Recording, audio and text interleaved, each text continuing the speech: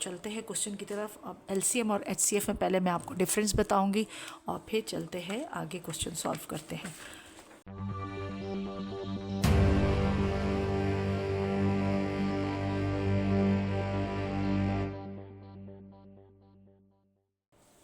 बिस्मिल्लाहिर्रहमानिर्रहीम। अस्सलाम वालेकुम स्टूडेंट, कैसे हैं आप सब? आप देख रहे हैं अपना यूट्यूब चैनल क्लासरूम कोच और मैं हूं आपकी कोच और मैं हेल्प कर रही हूं आपके सिलेबस में। और आज हम सॉल्व कर रहे हैं क्लास 6 की exercise 1B।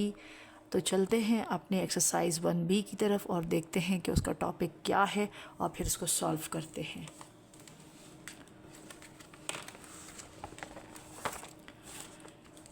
Student, exercise 1B जो हमारे पास है उसका टॉपिक हमारे पास क्या है? फर्स्ट क्वेश्चन में find the highest common factor, यानी हमें HCF फाइंड करना है इसका, और सेकंड क्वेश्चन में हमें LCM फाइंड करना है। तो चलते हैं क्वेश्चन की तरफ। अब LCM और HCF में पहले मैं आपको डिफरेंस बताऊंगी और फिर चलते हैं आगे क्वेश्चन सॉल्व करते हैं। अच्छा, LCM और HCF फाइंड करने के मेथड एक से ज़्यादा है, लेकिन मैं आपको एक कॉमन मेथड से करवाऊंगी जो इजी होगा और आप उसको इजीली, उसमें लूप करना या कॉमन लेना नहीं होगा हमारा। तो हम चलते हैं और मैं आपको बताती हूँ। क्वेश्चन नंबर हमारे पास जो एक्सरसाइज है 1B है और ये क्लास 6 बुक पे से हम सॉल्व कर रहे हैं। और आज हम इसका 1B का जो क्वेश्चन है वो हम क्वेश्चन नंबर 1 और उसका ए पार्ट हम सॉल्व करें और हम उसमें फाइंड कर रहे हैं HCF, ठीक है, यानी highest common factor. Highest common factor हम इसमें से फाइंड कर रहे हैं। तो हमारे पास जो ए पार्ट है, ए पार्ट की वैल्यू हमें दी हुई है 12 एंड 30। अच्छा स्टूडेंट, हम इसका अलग अलग भी HCF निकाल सकते हैं, लेकिन मैं इसका कॉमन मेथड करके बताऊंगी आपको। दोनों को मिलाकर हम इसका निकालेंगे HCF। अच्छा, दूसरा ये कि मैं इसी क्वेश्चन का HCF भी आपको फाइंड करना बताती हूँ इधर, और यहाँ पर मैं आपको LCM भी फाइंड, ताकि आपको HCF और LCM में डिफरेंस का पता चल जाए। जब दोनों का डिफरेंस पता चल जाएगा तो आप जल्दी से इसको सीख लोगे, समझ जाओगे। तो पहले हम निकालते हैं इसका क्या, HCF इस क्वेश्चन का। तो हम लिखेंगे इसको 12, 30 इकट्ठा हम लिखेंगे, इसको कंबाइन करेंगे और फिर हम देखेंगे कि इसके कॉमन फैक्टर कौन से हैं। अब 2 6 टाइम और 2 1 2 5 यानी 15 टाइम। अगेन ये किससे हो रहा है, यानी हमने इस पर कॉमन नंबर लगाना है दोनों के लिए। जैसे 12 और 30 के लिए हमारे पास 2 का टेबल है, ये फैक्टर 2 है। इसी तरीके से हम क्या करेंगे 6 और 15, क्योंकि 6 जो है वो 2 से हमारा सॉल्व होता है, बल्कि 15 नहीं होता। तो HCF में हमने अलग अलग टेबल या एक नंबर के लिए टेबल नहीं लगाना, हमने दोनों के लिए कॉमन, दोनों जिस नंबर से सॉल्व होंगे हमने वही नंबर लगाना है जब हम इस तरह HCF फाइंड करेंगे। अब यहाँ आएगा 3, तो हमारे पास हो जाएगा 3 2s और ये हो जाएगा 3 5s। अब यहाँ पर हमारे पास ये HCF स्टॉप हो जाएगा। क्यों? क्योंकि आगे हमारे ये जो है, यहाँ पर हमारे पास जो फैक्टर है ये स्टॉप हो गए, क्योंकि यहाँ पर हमारे पास प्राइम नंबर आ गए, 2 भी प्राइम है और 5 भी प्राइम है। तो ये 2 से जो सॉल्व हो रहा है और ये 5 से, और हमने HCF में अलग अलग फैक्टर्स नहीं लगाने होते। तो हमारे पास क्या वैल्यू आ गई, हमारे पास आ गई 2 मल्टीप्लाई बाय 3, तो हम दोनों को मल्टीप्लाई करें, 2 3 6। तो जो है हमारे पास 12 और 30 का 6 HCF है, यानी हाईएस्ट कॉमन फैक्टर है। अब मैं आपको LCM फाइंड करना सिखाती हूँ इसी वैल्यू का, ताकि आपको दोनों में डिफरेंस का पता चल जाए, तो फिर हम पूरा क्वेश्चन सॉल्व करेंगे। तो हम इसी को लेते हैं, हमारे पास है 12, 30। अब हम ले रहे हैं इसका LCM, ठीक है, हम दोनों में आपको डिफरेंस ताकि पता चल जाए। तो हम क्या करेंगे, 2 का टेबल, 2 6 एंड 2 हमारे पास ये होता है 15 टाइम। अब हम क्योंकि LCM फाइंड कर रहे हैं, तो हम अब इसके लिए ज़रूरी नहीं कि हम दोनों के लिए कॉमन टेबल लगाए। अब 2 से हमारा 6 जो है डिवाइड हो रहा है, बट 15 है, तो हम 2 ज़रूर लगाएंगे, जो नंबर जिससे हो रहा है, और दूसरा एज इट इज़ उतरेगा। तो हम लिखेंगे 2 3 6 15 एज इट इज़ आ गया, क्योंकि 2 के टेबल में 15 नहीं आता। अब हम क्या करेंगे, अब हमारे पास 3 और 15 2 के टेबल से नहीं जाते, तो हम 2 का टेबल नहीं लगाएंगे, हम 3 लगाएंगे। और बाय चांस 3 और 5 दो जो हमारे पास नंबर जो वैल्यू 3 है और 15 है, ये दोनों 3 के टेबल से डिवाइड हो रहे हैं, तो 3 में 3 1 टाइम और 3 में 15 5 टाइम आ जाती है। ठीक, अब हम क्या करेंगे, लास्ट में हम क्या करेंगे, यहाँ पर हम लगाएंगे 5, ये प्राइम नंबर है, ये क्योंकि 5 से जाएगा तो 1 एज इट इज़ आएगा और 5 1 5। यानी एलसीएम हम तब तक फाइंड करेंगे जब हम इसके दोनों इकट्ठे नंबर लेकर सॉल्व करेंगे, तो जब तक लास्ट में हमारे पास 1 ना आ जाए। बट एचसीएफ में देखिए, हमारा जब तक कॉमन टेबल उसके ऊपर लग रहा था, हम उस वक्त तक अपना इसको सॉल्व कर रहे थे, लेकिन जहाँ से इसका कॉमन टेबल नहीं लगा, यानी आगे प्राइम नंबर हो गए या एक प्राइम या कंपोजिट हो जाते हैं, तो वहाँ से हम क्या करते, स्टॉप करते। तो हमने इसको 2 और 3 जो इसके फैक्टर्स थे, इन दोनों को मल्टीप्लाई किया तो हमारे पास आ गया 6 आया, और वो क्या था इसका 12 और 30 का वो था एचसीएफ। और 12 और 30 का मैंने अभी एलसीएम फाइंड किया है, तो वो कैसे देखे, मैंने बेशक वो कॉमन टेबल लग रहा हो या एक नंबर के लिए एक टेबल लग रहा हो, तो हम लगाते गए और लास्ट में हमारे पास क्या आ गया 1। दोनों में डिफरेंस देखिए। अब हम क्या करेंगे, इन सब को जो फैक्टर्स है 2 multiply by 2 multiply by 3 multiply by 5, इन सब को हम क्या करेंगे, आपस में मल्टीप्लाई कर देंगे, तो हमारे पास जो वैल्यू आएगी वो एलसीएम होगी किसकी, 12 और 30 की।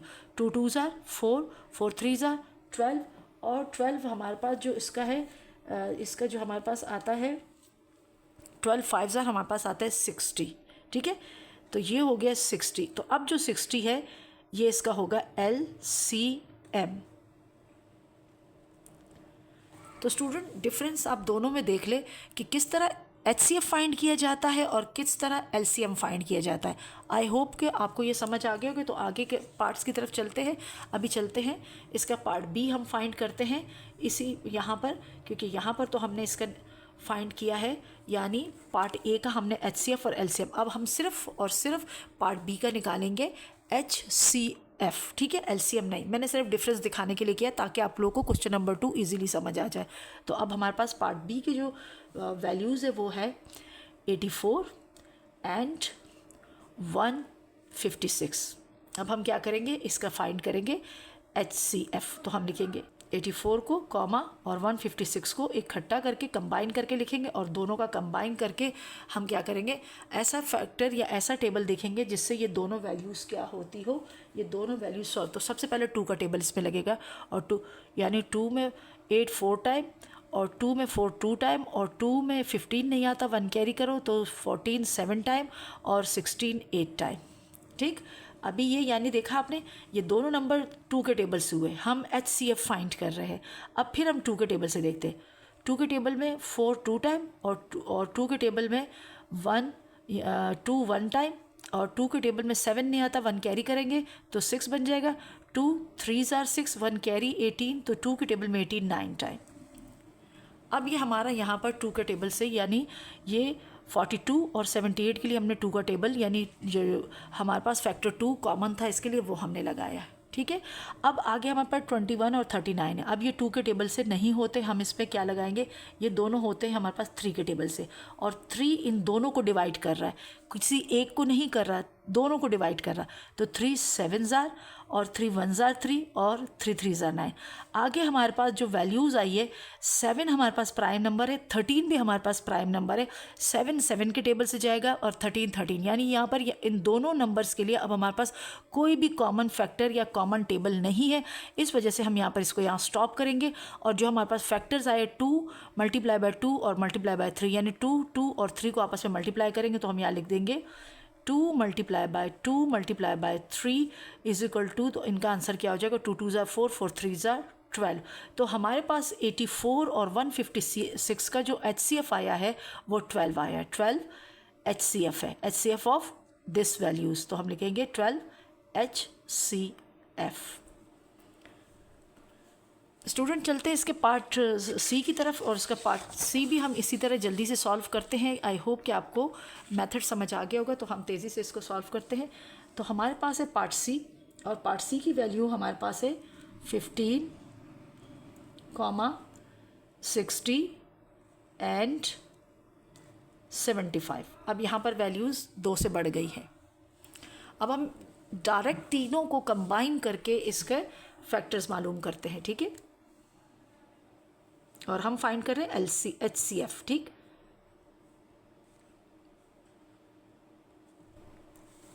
जी, अब हम क्या करेंगे, ऐसा कॉमन टेबल देखेंगे जो तीनों को डिवाइड कर सके।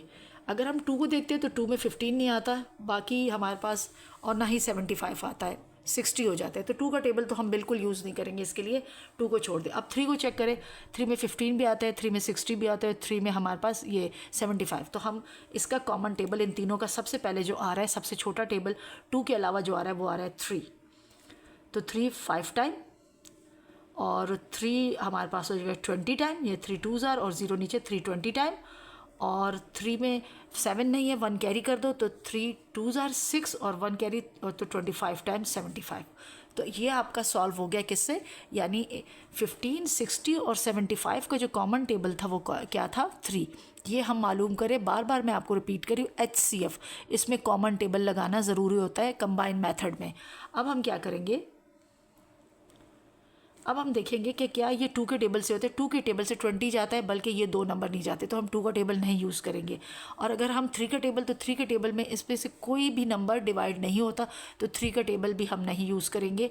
अब हम चलते हैं 5 की तरफ। तो 5 में 5 भी सॉल्व हो जाता है, डिवाइड होता है, 20 भी और 25। तो यहाँ हम लगाएंगे 5 5 1s 5, 5 4s 20 और 5 5s 25। अब यहाँ पर जो हमारे पास रिमेनिंग नंबर जो आए हैं 1 4 और 5, अब इसके लिए कोई भी कॉमन टेबल नहीं है, यानी 4 2 से जाता है, 5 5 से जाता है, और कोई टेबल, तो हम इसमें अब इसको फाइंड नहीं करेंगे, अपना क्वेश्चन यहीं पर स्टॉप करेंगे। और हमारे पास जो फैक्टर 3 और 5 है, इनको आपस में मल्टीप्लाई कर देंगे। तो हम लिखेंगे 3 मल्टीप्लाई बाय 5, तो यानी 15 60 और 75 का जो हमारे पास HCF आया है वो 15 आया है। 15 is HCF of 15 60 and 75, HCF। अब चलते हैं हम अपने पार्ट डी की तरफ, और हम सॉल्व करते हैं अपना पार्ट डी। तो पार्ट डी की वैल्यू हमारे पास है 77 91 एंड 143। अब ये हमारे पास है, तो हम क्या करेंगे, अगर हम इसको कंबाइन मेथड से करेंगे 77, क्योंकि मैं कंबाइन मेथड करवा रही हूँ ताकि एरर के चांसेस कम हो।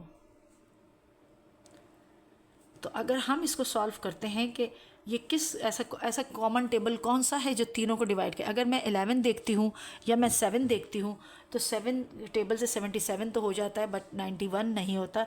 91 भी हो जाता है, यानी 7 1s 7 7 3s, ये 91 और 77 जो है ना 7 के टेबल से हो जाते हैं। बट अगर मैं 143 करना चाहूँ तो ये 7 के टेबल से नहीं होता। इट्स मीन हमारे पास 2 के टेबल से तो ये बिल्कुल नहीं हो रहे, 3 से भी नहीं हो रहे, और 5 से भी नहीं हो रहे, यानी प्राइम नंबर। अब 7 हमारे पास जो है, 7 से हमारा 77 और 91 सॉल्व होता है, बट हमारे पास 143 सॉल्व नहीं होता, तो हम ये भी नहीं लगाएंगे। अब हमारे पास नेक्स्ट प्राइम नंबर है 11। अब 11 से हमारा सिर्फ 77 सॉल्व होता है, बाकी नंबर हमारे 2 सॉल्व नहीं होते।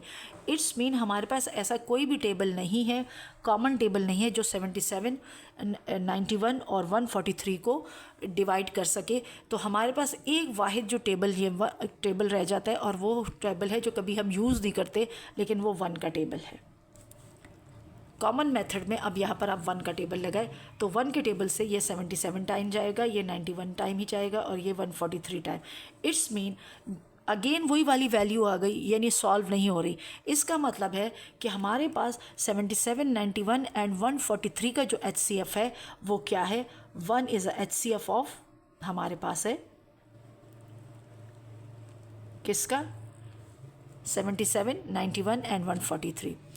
स्टूडेंट, आई होप कि आपको ये मेथड समझ आ गया होगा। वीडियो पसंद आए तो लाइक शेयर और सब्सक्राइब करना मत भूलिएगा। दोस्तों के साथ ज़रूर शेयर कीजिएगा। अल्लाह हाफिज़।